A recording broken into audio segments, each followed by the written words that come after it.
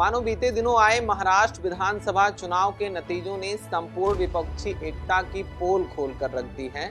ऐसा लग रहा है जब से महाराष्ट्र के नतीजे आए हैं तब से विपक्षी ब्लॉक इंडिया में कुछ भी ठीक नहीं चल रहा है। उद्धव ठाकरे के नेतृत्व वाली शिवसेना के एक एमएलसी ने बीते 6 दिसंबर को बाबरी मस्जिद के विध्वंस का समर्थन करते हुए सोशल मीडिया पर एक पोस्ट कर दी थी। इस पोस्ट ने महाराष्ट्र विपक्ष में बखेड़ा खड़ा कर दिया है और विपक्षी ब्लॉक इंडिया के अंदरूनी मतभेद भी उभर कर सामने आ गए हैं। कांग्रेस के नेतृत्व वाले महाविकास अघाड़ी से समाजवादी पार्टी की महाराष्ट्र इकाई ने खुद को अलग करने का ऐलान कर दिया है। इतना ही नहीं, इधर देश के सबसे बड़े राजनीतिक सूबे उत्तर प्रदेश में समाजवादी पार्टी के राष्ट्रीय महासचिव राम गोपाल यादव ने मानो कांग्रेस के खिलाफ अपना सख्त मोर्चा खोल रखा है। महाराष्ट्र के बाद यूपी में भी कांग्रेस और समाजवादी पार्टी के रिश्ते अब बिगड़ते नजर आ रहे हैं, जिसके चलते राजनीतिक गलियारों में इन सवालों की चर्चा तेज हो गई है कि यूपी में भी क्या अब दो लड़कों की जोड़ी यानी सपा मुखिया अखिलेश यादव और कांग्रेस के सर्वेसर्वा राहुल गांधी के बीच की सियासी केमिस्ट्री टूट जाएगी। समाजवादी पार्टी की महाराष्ट्र इकाई ने विपक्षी ब्लॉक महाविकास अघाड़ी से अब बाहर आने का ऐलान कर दिया है। भले ही समाजवादी पार्टी के हाई कमान ने इस मुद्दे पर अपनी खामोशी इख्तियार कर रखी हो, लेकिन महाराष्ट्र सपा के अध्यक्ष अबू आसिम आजमी ने निर्णय की घोषणा शीर्ष नेतृत्व की सहमति से ही की है। अबू आसिम आजमी ने कहा कि विपक्षी ब्लॉक इंडिया में शामिल शिवसेना यूबीटी के लीडर मिलिंद नार्वेकर ने बाबरी मस्जिद के विध्वंस में शामिल लोगों को बधाई देकर दूसरों की भावनाओं का गहरा अनादर किया है। इसके अलावा आजमी ने ईवीएम के मुद्दे पर भी अपनी राय रखी है। नहीं, देखिए, जो अपोजिशन के लोग हैं हमसे कोई बात नहीं हुई, इलेक्शन में कोई कोऑर्डिनेशन नहीं किया, टिकट बंटवारे में कोई बताया नहीं, तो फिर हमारा क्या लेना देना उनसे। हाँ, इस मुद्दे पर मैं भी कह रहा हूँ कि ईवीएम हट जाना चाहिए। एक बार लोगों को डाउट अगर है कि ईवीएम से हैकिंग होती है, ईवीएम से जो है लोगों को जिताया जाता है, हराया जाता है, तो एक बार जनता की मांग पे सबको इकट्ठा होकर के ईवीएम को हटा देना चाहिए। बाबरी मस्जिद कल सामना में एक इश्तिहार आया, उसमें उद्धव ठाकरे ने सपोर्ट किया है जिन्होंने बाबरी मस्जिद गिराई, क्या कहना? वो तो कह रहे थे कि मैं सेकुलर हो गया हूँ और कांग्रेस और शरद पवार जी के साथ समाजवादी के साथ अलायंस किया था उन्होंने, उनको वो हार गए तो फिर खिसियानी बिल्ली खंबा नोचे, फिर वो जाकर के वही बात कर रहे हैं जो पहले करते थे। मैं समझता हूँ कि फिर ये महाविकास अघाड़ी जो है वो चल नहीं पाएगी अगर ऐसा होगा तो। अबू आसिम आजमी के आरोपों पर उद्धव ठाकरे के पुत्र और शिवसेना यूबीटी के युवा लीडर आदित्य ठाकरे ने महाराष्ट्र में समाजवादी पार्टी को बीजेपी की बी टीम का करार दे दिया है। दरअसल 2024 के लोकसभा चुनाव में समाजवादी पार्टी और कांग्रेस एक साथ मिलकर विपक्षी ब्लॉक इंडिया का हिस्सा बने थे। यूपी के साथ साथ मध्य प्रदेश में भी सपा ने कांग्रेस के साथ मिलकर विधानसभा का चुनाव लड़ा था। सिर्फ पश्चिम बंगाल को छोड़कर देश के दूसरे राज्यों में सपा ने विपक्षी ब्लॉक इंडिया को समर्थन भी दिया।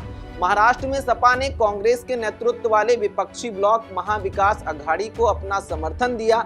यूपी में सपा कांग्रेस की दोस्ती बीते लोकसभा चुनाव में खूब रंग लाई। इस चुनाव में मानो दो लड़कों की जोड़ी खूब हिट हुई। राहुल गांधी और अखिलेश यादव के बीच बेहतरीन सियासी केमिस्ट्री भी देखने को मिली थी। इसका नतीजा ये रहा था कि यूपी की 80 लोकसभा सीटों में से 43 सीटें सपा और कांग्रेस जीतने में कामयाब रही। सपा 37 सीटें, कांग्रेस 6 सीटें जीती थी। लोकसभा चुनाव के खत्म होने के बाद से ही मानो सपा और कांग्रेस के रिश्ते लगातार बिगड़ते ही जा रहे थे। बीते दिनों हरियाणा और जम्मू कश्मीर में हुए विधानसभा चुनावों में विपक्षी ब्लॉक इंडिया का हिस्सा होकर भी समाजवादी पार्टी को इन दोनों राज्यों में विपक्ष से एक भी सीट नहीं दी गई थी। महाराष्ट्र और झारखंड में हुए विधानसभा चुनावों में समाजवादी पार्टी को अपने कैंडिडेट्स विपक्षी ब्लॉक इंडिया से अलग उतारने पड़े थे।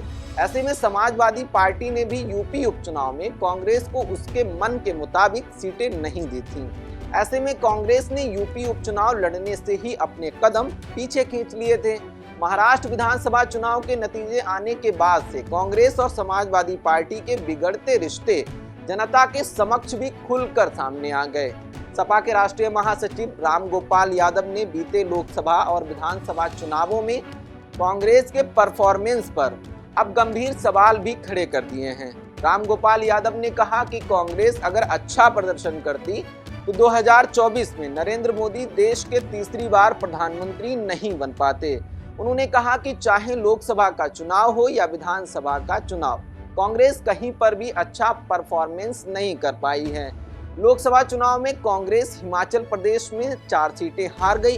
कर्नाटक में कांग्रेस की सरकार होते हुए भी वहां की आधी से ज्यादा सीटें कांग्रेस हार गई। मध्य प्रदेश और छत्तीसगढ़ में भी कांग्रेस अपना परफॉर्मेंस अच्छे से नहीं दिखा पाई। यूपी उपचुनाव में भी कांग्रेस और समाजवादी पार्टी के बीच कड़वाहट देखने को मिली थी। अब संभल के मुद्दे पर भी सपा और कांग्रेस का राजनीतिक स्टंट बिल्कुल भी एक दूसरे से अलग है।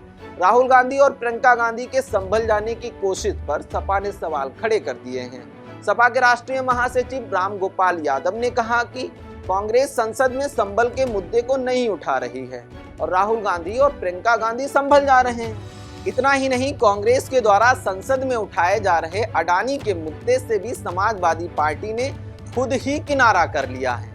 महाराष्ट्र में उद्धव ठाकरे की अगुवाई वाली शिवसेना यूबीटी की ओर से हिंदुत्व के मुद्दे पर जोर से भी समाजवादी पार्टी काफी नाराज है। लेकिन रामगोपाल यादव जिस तरह से कांग्रेस के परफॉर्मेंस को लेकर सवाल खड़े कर रहे हैं, ऐसे में एक बात तो साफ है कि समाजवादी पार्टी और कांग्रेस के बीच इन दिनों कुछ भी ठीक नहीं चल रहा है। इसके पीछे बड़ी वजह यह है कि कांग्रेस और समाजवादी पार्टी का सियासी आधार एक ही वोट बैंक पर टिका हुआ है। 2024 में कांग्रेस 6 सीटें जीतने के बाद से पार्टी नेताओं के हौसले बुलंद हैं। कांग्रेस की रणनीति मुस्लिम और दलित वोटों को साधने की है, जिसके चलते सपा के साथ उनके राजनीतिक टकराव भी अब खुलकर सामने आने लगे हैं। राहुल गांधी ने 2024 में रायबरेली से सांसद चुने जाने के बाद से यूपी पर खासा फोकस रखा है।